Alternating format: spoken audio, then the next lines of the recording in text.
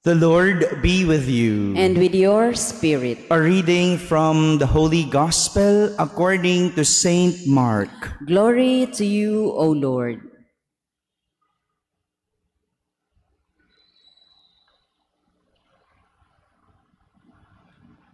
Jesus went to the district of Tyre. He entered a house and wanted no one to know about it. But he could not escape notice. Soon, a woman whose daughter had an unclean spirit heard about him. She came and fell at his feet. The woman was a Greek, Syrophoenician by birth, and she begged him to drive the demon out of her daughter. He said to her, "Let the children be fed first, for it is not right to take the food of the children and throw it to the dogs." She replied and said to him, "Lord, even the dogs under the table eat the children's scraps." Then he said to her, "For saying this, you may go. The demon has gone out of your daughter." When the woman went home, she found the child laying in bed and the demon gone. My friends, the Gospel of the Lord. Praise to you, Lord Jesus Christ. Good morning, my dear brothers and sisters. All good things must come to an end. All good things must come to an end. This is the theme of the life and kingship of King Solomon. All good things must come to an end. If we could recall, review muna tayo konti. If we could recall, King Solomon was gifted by God with wisdom, riches, honor, and long life. For when he was asked by God, what does he want to receive? Remember that, no? Na naginip itong si Haring Solomon. Nagpakita sa kanya ang Panginoon sa panaginip at tinanong, anong gusto mo? Ibibigay ko sa iyo. King Solomon only wished for an understanding heart. Maunawaing puso, mapangunawang puso na nakakaalam ng tama at mali. Yun yung hiniling niya. But because God was very impressed of him, so he gave King Solomon more than he asked for. Dahil sa tuwa ng Panginoon, yun lang ang hihilingin mo. Pwede kang humiling ng kayamanan, pwede kang humiling ng maraming bagay. No, pwede mong hilingin buhay ng mga kaaway mo. Pwede pala yung hilingin, ano? No? Kasi pagdasal na ba natin, kaaway natin, bibigay? No? But no, God was so impressed. And so, he gave King Solomon wisdom, riches, honor, and long life. And those were the good days of King Solomon. When he was still attuned to God. Yun yung maganda. Yun yung masaganang panahon ni King Solomon noong masunurin pa siya sa Diyos. Those were the good days of King Solomon. However, these good things did not end by circumstances, but by wrong choices. Hindi nagtapos yung magagandang bagay na yon dahil sa sitwasyon, kundi natapos yon dahil sa mali niyang desisyon, maling pagpili. Yung marriage, halimbawa, no? Natapos dahil namatay yung asawa O hindi mo choice yun. No? It's like that. No? Ganun talaga. May mga panahon, may mga magagandang bagay na natatapos ng hindi natin choice. Pero, meron din namang natapos dahil choice natin. No? Yung marriage natapos kasi nangaliwa. O, hindi yun circumstance. Hindi yun circumstance. Choice mo na yun. Like King Solomon, all the good things that happened to him, lahat ng biyaya, natapos, hindi dahil sa isang sitwasyon, kundi dahil sa mali niyang mga desisyon. The wisdom that was given to him was not used well.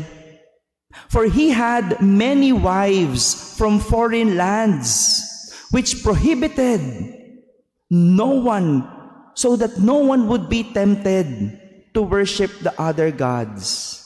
Bawal mag-asawa nang mula sa ibang lahi, ibang lugar, para hindi matukso na sambahin ang ibang Diyos. Bawal yun eh. But King Solomon did not obey that. He failed on that. Nasaan yung karunungan? Bawal sundin dahil may dahilan. What happened? He had 700 wives. Wow! Kaya nyo yun? Kahit 2 taon, araw-araw, iba asawa niya eh. Grabe, no? Not only that, no? Di pa tapos doon. He had 700 wives and 300 concubines. Ano yun? 300 na kabit. Oh. Grabe, no? Asan yung karunungan?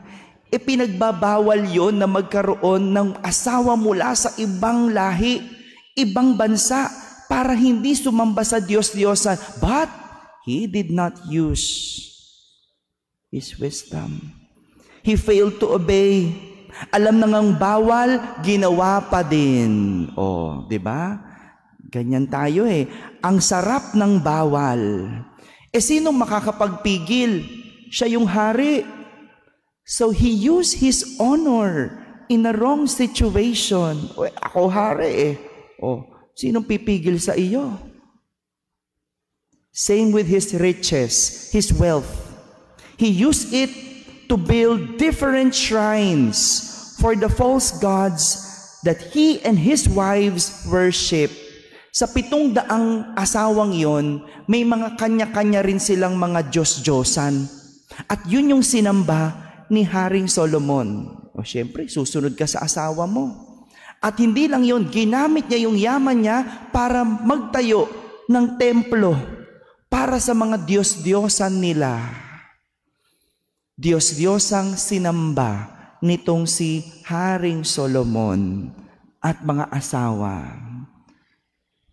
Sa kwentong ito, ipinapakita na ang biyaya ay pwedeng maging sumpa kapag hindi ito ginamit ng tama. At kapag nagpadalos-dalos sa emosyon, nakakagawa ng maling desisyon. How many times did King Solomon fail? 700. 300. No? Maling desisyon. Gaya ni Haring Solomon, nawala ang karunungan ng nagpadala sa nararamdaman. Kaya nagkaroon ng asawang 700. Kaya sa huli, nakagawa ng maraming mali. Ngunit alam niyo po, hindi ito hinayaan ng Diyos eh. Hindi hinayaan ng Diyos na matapos lang sa ganon. Masayang lang sa ganon yung biyayang ibinigay sa Kanya. Dahil 2 beses nagpakita sa Kanya ang Diyos. At sinabi sa Kanya, huwag ka nang sumamba sa Diyos-Diyosan. Pinagbawalan na siya eh. Pinagsabihan na siya. Pero hindi siya nakinig. Hindi niya ginaya yung kanyang amang si David. Si Haring David, nagkamali rin naman eh. Pero nung sinabi sa kanya ng Diyos ang kanyang mali, nagsisi, nagbalik loob. Iniwan yung kasalanan, nagbago. Pero itong si Haring Solomon, nung sinabihan na ng Diyos 2 beses, hindi nakinig. Sayang ang biyayang ipinagkaloob sa kanya.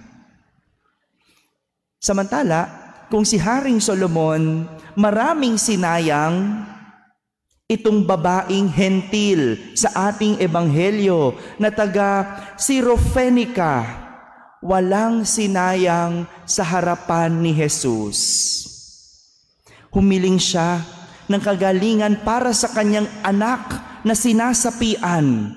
Bagamat siya'y hentil at walang paniniwala, ipinakita niya kay Jesus na siya ay naniniwala. At sabi niya, kahit gamumong biyaya, kanya nang ikinatuwa. Imagine that. No? Nung humiling siya ng kagalingan, ang sabi sa kanya ni Jesus, no? Uunahin ko muna yung mga anak ko bago ikaw. No? Kasi wala siyang paniniwala eh. Pero ano sabi niya? Kahit gamumo, kinakain ng mga aso na nahuhulog mula sa kinakain ng mga bata. O anong ibig sabihin nun? Kahit gamumo lang ibigay mo sa akin, kakainin ko, tatanggapin ko, magiging masaya na ako. Imagine that. Kahit gamumong biyaya, masaya na itong hentil na babae. At sa huli, nakuha niya ang kanyang hinihiling. Mga kapatid, walang maliit o walang malaking biyaya, basta't ito ay gagamitin ng tama at hindi sa masama. Dahil anumang biyaya, ang inaksaya, nagiging sumpa. Amen.